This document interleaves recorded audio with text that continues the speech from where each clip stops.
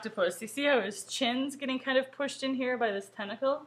It's really important to remember that it's all one part. So if I want to help control that, I have some options. One of the things I can do is grab the puppet starch tool. A puppet starch tool you can only use after you've placed pins, and you can use the starch to kind of keep that part of the grid in place. So if there's something that's moving and you don't want it to, you could starch it, and then if I was to play the animation back, you would see that that part doesn't really move. Okay, so there's the puppet starch tool, which is a funny name.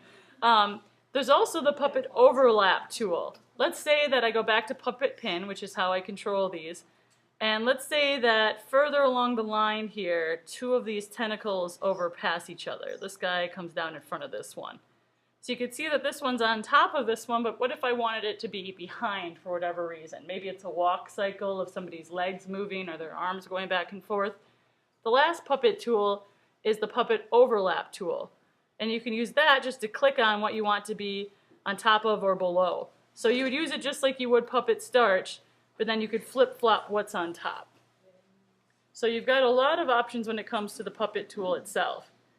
Now, you could see that this might be kind of a time-consuming process. I could add general animation, just animating position, and I could still do that now too. I can collapse the octopus with M, tap P for position, and maybe he ends up in this position, but he actually starts over here. You can see if he animates in that the little tentacles and stuff are still moving. Okay, so the puppet tool would control the more fine movements, but you could still use position and rotation and all the other things as well. They're totally unrelated.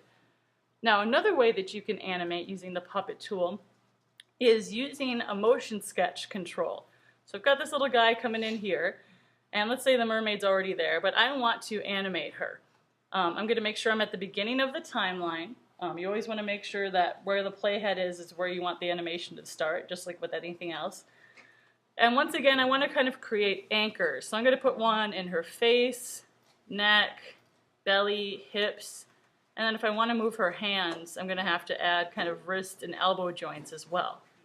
And for good measure, let's add some along her tail so we can make that flap around. Now, I could animate this little by little and make her wave to the octopus or do something else, but there's actually a really cool command that you can do within this program. Up here, you can see that there's a record options option that's right next to the puppet pin tool. If you click on that, you really don't need to do anything here other than it can control the speed or smoothing, but you won't know if you need to change that until you see what it actually does. So once you place the puppet pins, if you hold down the command key, you can see you get a little stopwatch, just like you would for any other kind of animation. Then, if you were to drag that while holding down option, you're going to see the playhead moving by itself, and it will record any of the motion that you do.